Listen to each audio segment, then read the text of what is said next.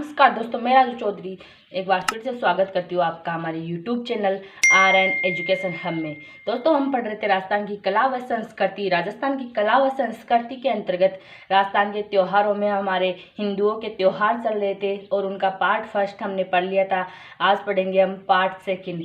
Part second में शुरू करते हैं आश्विन या आसोज माह के त्यौहार। एक साइड में लिखोगे आप कृष्ण पक्ष, दूसरी साइड में लिखोगे शुक्ल पक्ष, बीच में लाइन बना के इस साइड में मैं बताऊंगी कृष्ण पक्ष के और इस साइड में बताऊंगी आपको शुक्ल पक्ष के।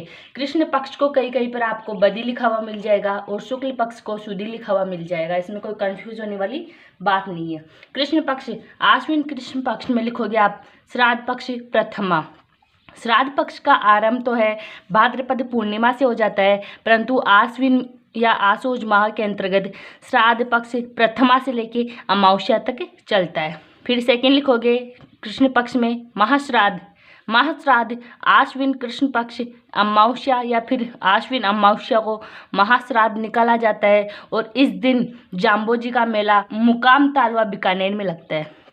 नेक्स्ट है आश्विन शुक्ल पक्ष के अंतर्गत लिखोगे नवरात्रा। नवरात्रा आश्विन शुक्ल पक्ष प्रथमा से लेके नवमी तक नवरात्रा चलते हैं और इन 9 दिनों के अंदर माँ दुर्गा की पूजा की जाती है। माँ दुर्गा के 9 स्वरूपों की पूजा की जाती है। बलका चौथ। बलका चौथ का जो पर्व है वो मेवाड़ का प्रसिद्ध है। नेक्स्ट है दुर्गा अष्टमी। दुर्गा अष्टमी में माँ दुर्गा की पूजा की जाती है। यह संपूर्ण भारत में हर्ष उल्लास के साथ ये त्यौहार मनाया जाता है, परंतु पश्चिमी बंगाल का ये प्रसिद्ध त्यौहार है दुर्गा अष्टमी। इस दिन माँ दुर्गा की पूजा की जाती है। नेक्स्ट है विजयादशमी। इसी दिन को दशहरा के नाम से भी जाना जाता है और इस दिन भगवान श्री राम ने जो बुराई पर अच्छाई की विजय प्राप्त की थी रावण का वध करके, विजयादशमी के दिन ही रावण का वध करके बुराई पर अच्छाई की जीत हासिल की थी। इसी दिन विजयादशमी के दिन ही सूर्यास्त होते ही रावण, कुंभकर्ण व मेघनाथ के पुतले जलाए जाते हैं। राजस्थान में कोटा शहर का दशहरा का मेला प्रसिद्ध है, कोटा शहर का, तथा भारत में मैसूर शहर का। और ये एग्जाम में पूछे गए क्वेश्चन है, इसको नोट करके लिख लेना। राजस्थान का कोटा शहर का दशहरे का मेला प्रसिद्ध है तथा भारत का मैसूर शहर का दशहरे का मेला प्रसिद्ध है। और इसी दिन लीलटांस पक्षी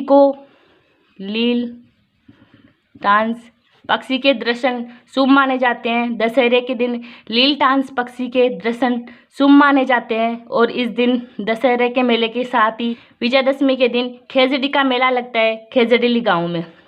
नेक्स्ट है आश्विन शुक्ल पक्ष पूर्णिमा या फिर आश्विन पूर्णिमा। इसी को शरद पूर्णिमा बोला जाता है और इसी को रास पूर्णिमा बोला जाता है और इसी को राम पूर्णिमा नाम से भी जाना जाता है। इस दिन मानगढ़ धाम में मेला लगता है बांसवाड़ा के अंतर्गत। और ज्योतिषियों के अनुसार ऐसा माना जाता है कि ज्योतिषियों के अनुसार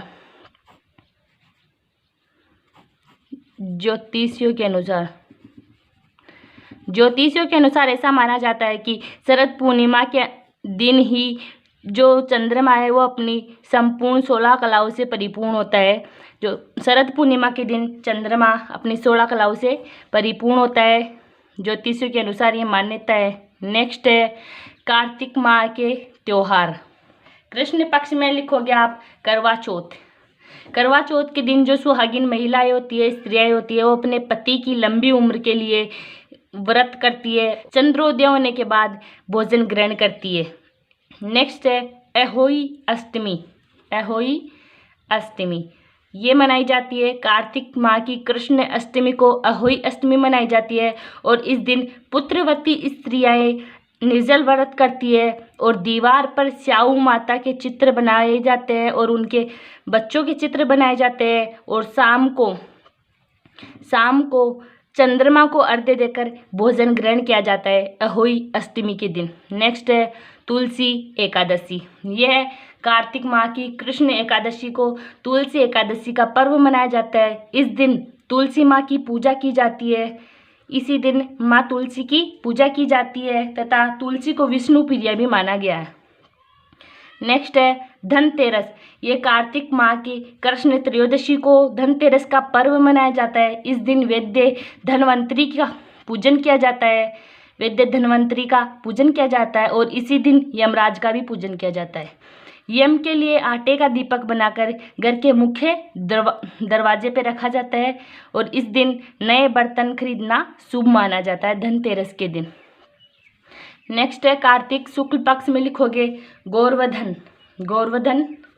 या फिर अन्नकूट महोत्सव।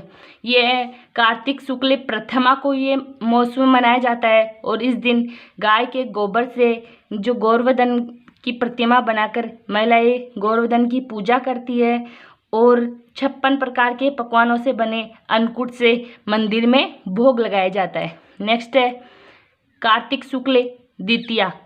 कार्तिक शुक्ल द्वितीया को भैया दूज का पर्व मनाया जाता है और ये भाई बहन का पर्व है।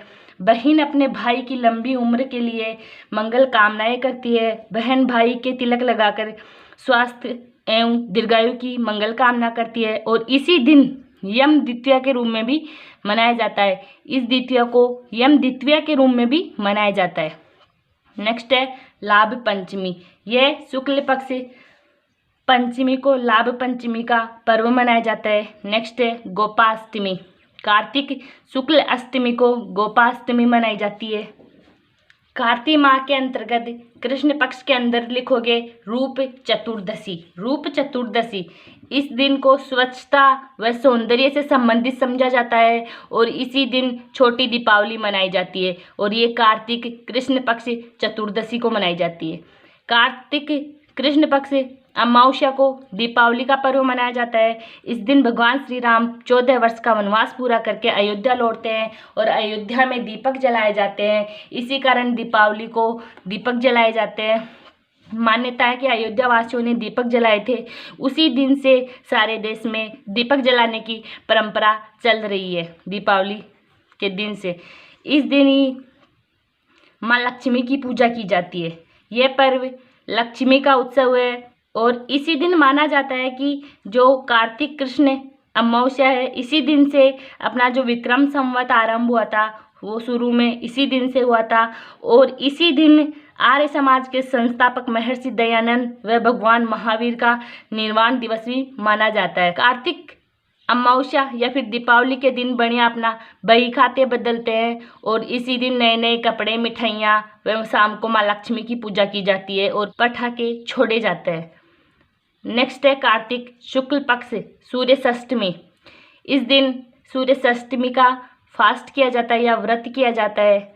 नेक्स्ट है आंवला नवमी। इसी को अक्षय नवमी बोला जाता है और आंवला नवमी के दिन आंवले की पूजा की जाती है।